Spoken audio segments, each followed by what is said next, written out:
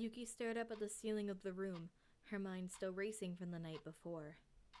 She was nervous to return to her home. It had been just over a year since she had last been there. The night for her family to spend together. The night her family was attacked.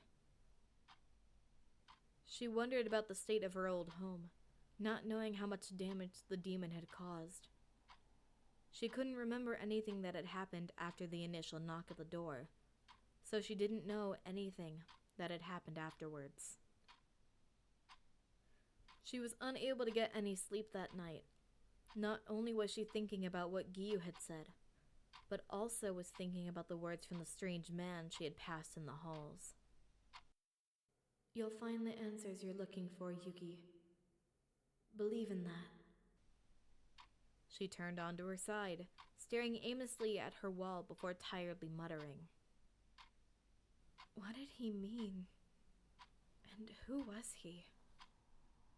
She pushed the thought to the back of her mind, now focusing that it was probably close to the morning hours.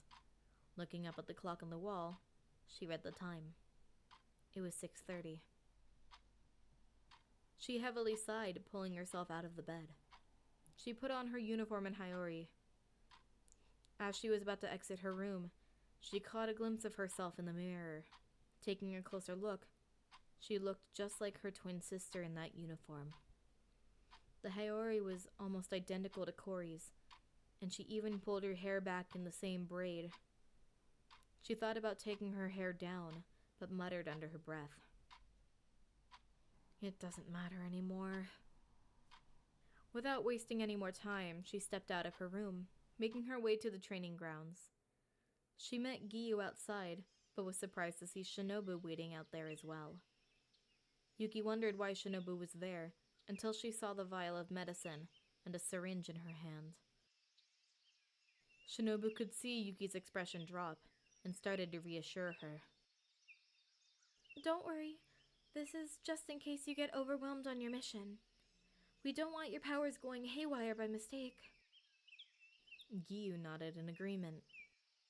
I had noticed your powers activating while you were stressed yesterday, so I'd rather not let that happen again. This is a necessary precaution we need to take. Yuki let out a deep sigh, looking down at the ground. I understand. Yuki, relax. We aren't looking down on you for having this power. It's just something you need better control over. The only reason I'm so worried about it is because Tengen almost saw your powers. If he had found out, he probably would have tried to kill you. Yuki looked up at Giyu in shock. Wait, do none of the other Hashira know?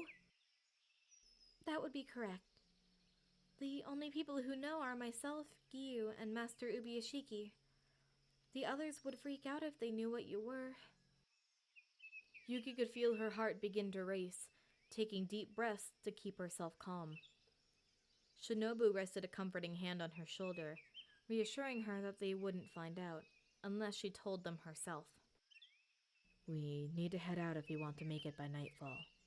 Shinobu, give her the medicine so we can get going. Right. Hold out your arm for me, Yuki. She silently nodded, offering her arm to Shinobu.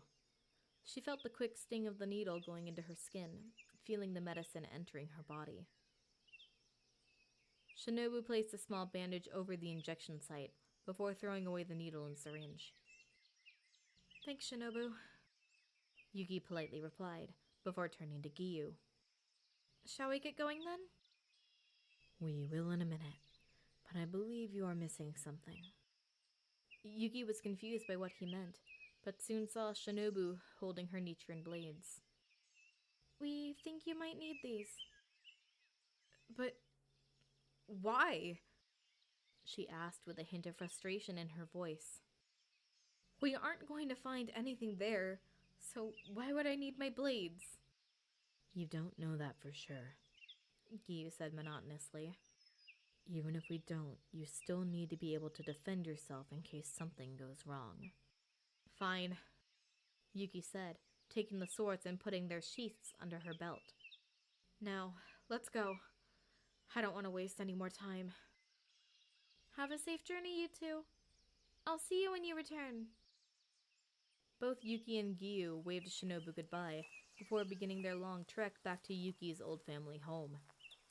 It would be about a day's trip there, so they would make it just before nightfall if they kept their pace consistent. The two of them walked in silence for most of the trip, but eventually, Giyu broke the silence to ask a question. Hey, Yuki. I'm wondering about something. Yuki looked up at him, surprised by the sudden statement. What is it, Giyu? Did Corey ever tell you about me? The question caught Yuki off guard. She wasn't expecting a question like that to come from Giyu of all people. She took a nervous gulp before responding the best she could. Not that I can think of. I'd seen you picking her up to bring her on missions, but that's about it. I see. Well, what if I told you that we weren't actually going on missions? Huh? What are you guys doing then? He stuttered, an awkward blush now forming on his face. We were actually going on dates, he muttered. Yuki stopped in her tracks. She had no idea that Corey and Giyu were seeing each other. She quickly caught up to him, smiling wide at him. I bet you both were a cute couple.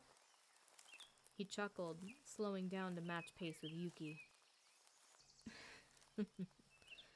Mitsuri thought so for sure. She is the love Hashira after all. I was actually planning to propose to her before she went missing. Yuki's expression saddened hearing that. Well, I hope we find her soon so you can pop the question. I bet she would be very happy being by your side. Giyu smiled at the comment, turning towards Yuki. I hope we find her too. I know she would be very happy. The two of them continued their journey, now happily chatting with each other for the rest of the way. The sun had just begun to set when they arrived at the house. Yuki felt a cold shiver run down her spine, being back at her old home once again. As the two of them approached the front door, they could hear something shuffling around inside. The both of them drew their weapons, slowly entering the house. They both looked around, checking each room carefully. Yuki heard a footstep directly behind her and aimed her blade at the throat of the person standing behind her. When she took a closer look, she saw it was another demon slayer. A man with a Hayori decorated in flames, and his hair almost the exact same in coloration. Giyu saw who Yuki had her sword aimed at, quickly going to aim her sword towards the ground. Yuki, it's okay. He's another Hashira. Oh my god! She shouted. I'm so sorry, I had no idea. She quickly sheathed her sword, taking a breath to calm herself. That is quite all right. I presume you must be Yuki, yes? He asked, his tone quite energetic. Yes, that's me. I assume you've heard things about me from Corey? That would be correct. I've heard many good things from your sister. My name is Kyojuro Rengoku, but feel free to just call me Rengoku. He extended his hand out, offering to shake hers. She took his hand and shook it firmly. It's nice to meet you, Rengoku. Giyu looked around, seeing the home was still in shambles, but everything had a layer of dust on top of it. Hey, Rengoku. What exactly are you doing here? This home has been abandoned for over a year, so why be here now? Rengoku turned to Giyu, his bright smile still crossing his features. Well, Tomioka, if I'm being honest, something had seemed off about this attack in particular. It had been on my mind for a while, so I brought it up to my father. He agreed with me about it seeming off, so I decided to come check it out for myself. I have to ask, though, what are you both doing here? This is my home. Or, I guess, it was my home. Yuki spoke sadly. Rengoku's eyes widened in surprise, but softened, a sadness now behind them. He put a hand on her shoulder, now curious. Were you here during the attack? Yes. I somehow managed to survive with the injuries I had sustained. I unfortunately do know why that demon attacked here, though. I know why now as well. The moment you said this was your home, that last piece fell into place. He wanted the knowledge of the blue spider lily for his own personal gain. Giyu chimed in. Yuki nodded. It's a good thing he mistook me for Cory, or else I probably would have caved and told him everything. It's also good that I hid the books, so he wouldn't be able to find them anyways. At least, I hope he didn't find them. If he didn't, I think it's best we bring them to the Butterfly Mansion once we find them. They would be much safer and practically unreachable. That's what we're here to do. Giyu spoke sternly. Get the books, Yuki. Then we can get out of here. She nodded, quickly heading to her old bedroom, seeing all the books that were scattered across the floor.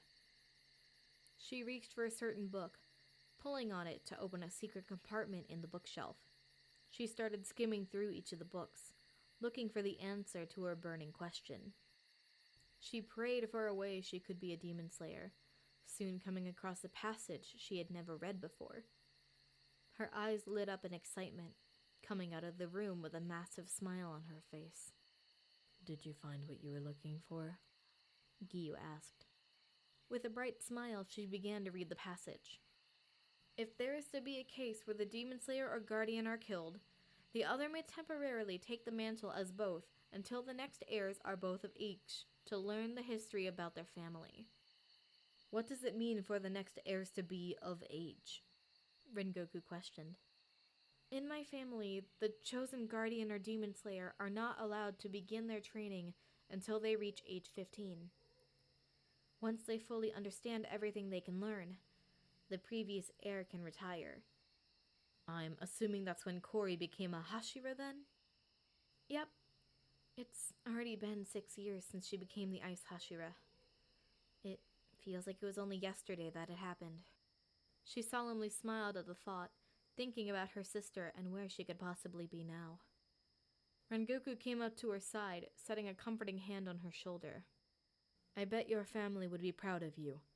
You are a very strong-willed woman going through such an incredible loss, yet you still power through to prove you can be a demon slayer. Even though I've only just met you, I can see your drive, and I know you have incredible strength. I expect you'll become a Hashira in no time. Yuki was stunned by Rengoku's words of encouragement, and felt a faint flutter in her chest. She widely smiled before wrapping her arms around Rengoku, pulling him into a tight hug. Thank you, Rengoku. You have no idea how much that means to me. Rengoku's breath hitched with the surprise of the hug, feeling a heat rush to his cheeks.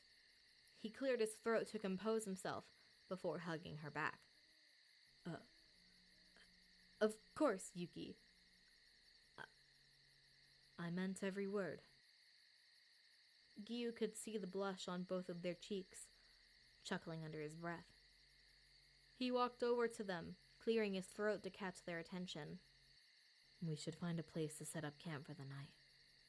We can head back to the Butterfly Mansion once we get some rest. They both agreed and decided to set up a tent outside. Giyu decided that he would stay up to stand guard, but made an agreement that Rengoku would switch out with him halfway through the night. Yuki was happy to finally find her answer, and managed to get a good night's sleep for once. She finally knew she could achieve the dreams she had always yearned for, and there was nothing that could stop her.